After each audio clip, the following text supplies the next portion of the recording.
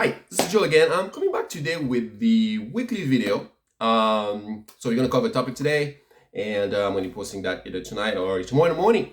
And today we're gonna talk about a subject I'm leaning in a little bit because it's a subject that's really near and dear to my heart. And so we're gonna cover a few things. I'm gonna get into some maybe summary and just gonna cover some highlights, right? Because this is a subject you can talk for hours about and so very interesting things, and I'm sure some of you are probably going to be relating to this. But tell me if you relate to this. Have you ever been one of those, when you were growing up with your friends, you were always the one that was in the kind of in the middle, the one that was they wanted to kind of like stray, but you would want to bring everybody together. No, I don't do this. And then you were the one that was always, all the things that you were invited, and you were always going. And even fast forward, you become older. You had a hard time to kind of, let people know what you kind of was allowing or not allowing, or just, just flat telling somebody when you don't want to do something, tell them no. I don't want to do that. I don't. Or you always felt like you have to give a reason, an excuse. Some people even compromise the morality in order to please others by white lies or saying something and lying, trying to lie a little bit so that you don't have to do something a friend or a coworker or whatever's asking you to do. And then hard conversations. Confrontation is difficult for you. You have a hard time saying no. I don't agree. You get in those little friends debates, right? You're standing there. You never really say anything. Well, let me tell you something. If that's you and some of those things relate to you, let me tell you something. I wanted to say you suffer from, but I don't want to make it too dramatic. But there's something called in society. It's called social anxiety, and it's really near and dear to my heart. I always wanted to make the video about social anxiety because I know how important it is in people's life, and sometimes you don't know that's what it is, and you struggle from it on your life, and people have a hard time to becoming assertive, which is different than being mean. And being mean is another definition, which has nothing to do with what we're going to be talking here today. And so, what is social anxiety really? Well, I said it's a condition, but it's a condition that comes from people, right? Not having a hard time asserting themselves in society. Establishing your boundaries and as to tell how to people how they should see you, and give you the respect, right? The respect that you're owed. So social anxiety has been rampant in society for years. Almost 60 to 80% of people suffer, they just don't know that's what it is. And everybody's just nice people, and trying to be nice, and you hear that word nice a lot, right? Or you be nice, right? Nice and nice. We hear a lot of that in the children's psychology, kids environment, bringing kids up, be nice, and that's fine. They want them to play fair and safe. But as people grow up with that nice thing, they take it into adulthood, and it becomes a trait that is perceived in some environments as almost weakness, and not being able to be assertive and tell people what you want, and speak up, and speak out, and make yourself heard and respected, and make people respect your time and your calendar and your life, and to create a reputation that when people talk about you, they know that, hey, this is a person, not because they're afraid of you, but you just don't mess with them because they have a head on their shoulder. They know what they want.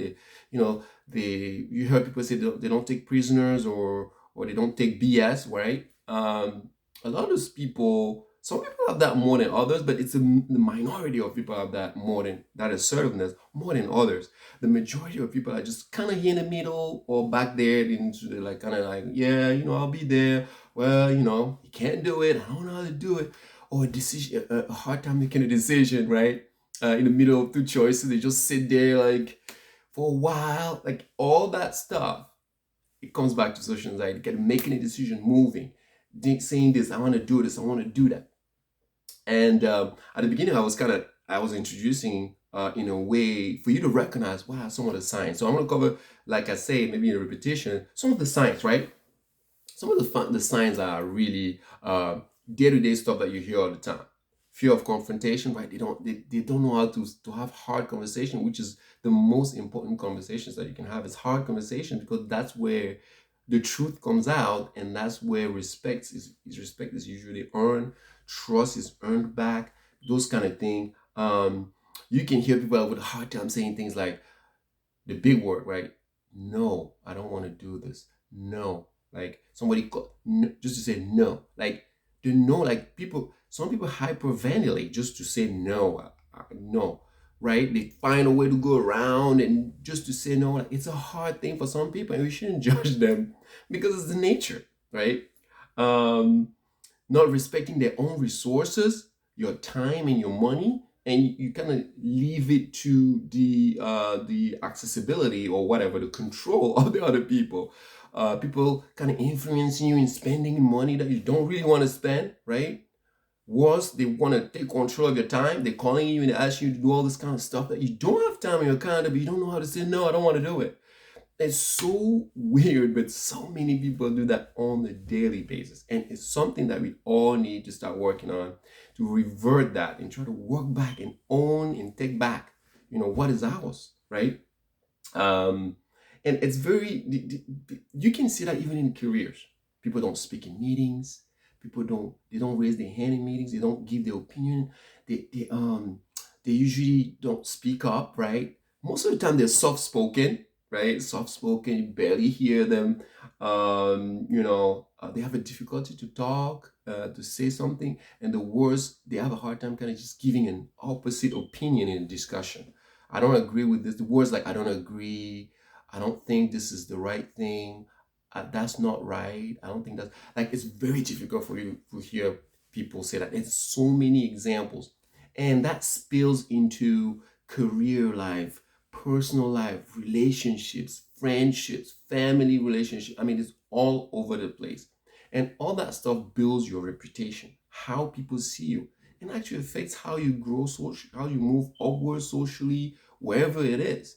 And you have to think of it as almost like a branding of your image. Like when somebody think of you, what do they see, right? The first thing when you say your name and your first name and your last name in a circle, what do people think about? And that's how you build that image immediately.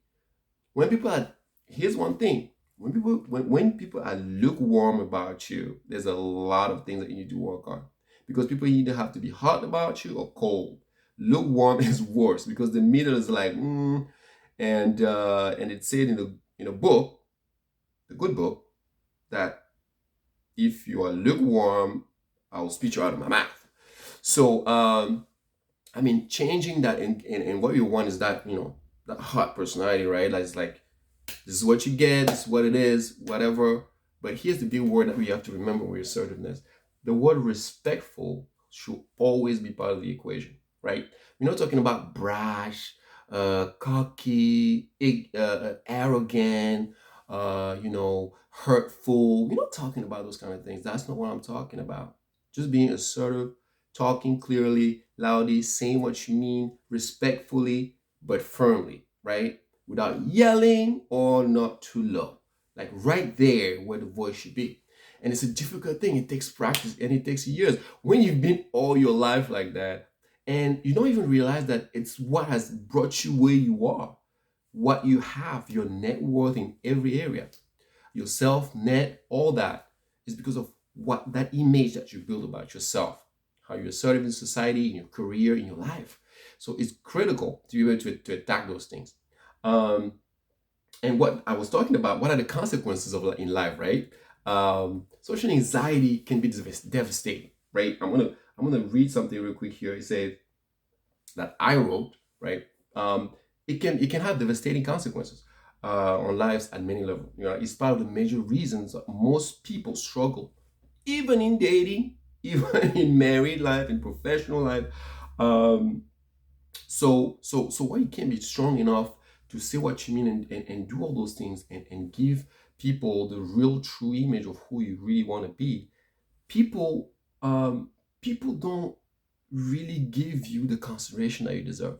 And I put in here that the worst of this is your whole life. People will be using you, using that weakness in order to for their gain and your loss.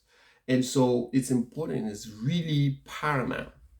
And it's not easy because I've been part of that journey. I've been part of that because of my personality. I just love to serve, work with people, and the people pleaser thing, right? The people pleaser, that's a big one of social anxiety. There's nothing wrong with service and being a servant. But when you have that knowledge, you know what means to serve, and when people just want to use you. And when you have this, again, assertiveness, and you kind of know what the difference is with social anxiety, you don't let that happen. And therefore, you take charge of your life, you take ownership of your life. So how do we tackle this? Tackling personal social anxiety and becoming more assertive it's a very difficult process, because if you've been depending on when you discover this, if you're way in the older years, um, and it's more difficult the older you are, because it will take many years. People already know you a certain way. This is the biggest challenge. People, your community, your friends, you've been in with years in the family, people know you like this. So all of a sudden you discover this thing and you're like, I need to work on this. I need to restart this. I need to work on me and get a different personality so people can see me in a different way now. So it's going to be difficult for you to redo that, right? Unfortunately, people suffer a lot for that. And I say suffer because it's actually almost an actual disease. There's some people that actually break hives, just to break hives when they get ready for a difficult conversation. They break hives just to say no to somebody on the phone. They break hives to make a phone call that they say they will make, to say something. And they're afraid, like it's just like the person's going to jump out of the phone and bite them or something. And none of that's going to happen. It's just social anxiety, just being strong and assertive.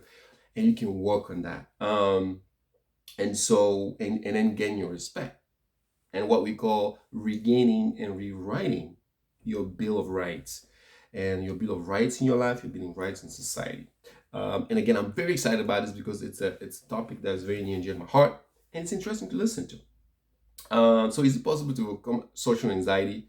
And are there going to be setbacks? Well, let me say this real quick because I want to end this video. It's definitely possible to regain your assertiveness back. It's possible to overcome social anxiety again. Like I said, depending on how many years you're discovering now. This is what I've been going through. It's going to take a longer time because again, people already know in a certain way. People already that image, right? When your name is dropped somewhere, boom, what do people think immediately about you?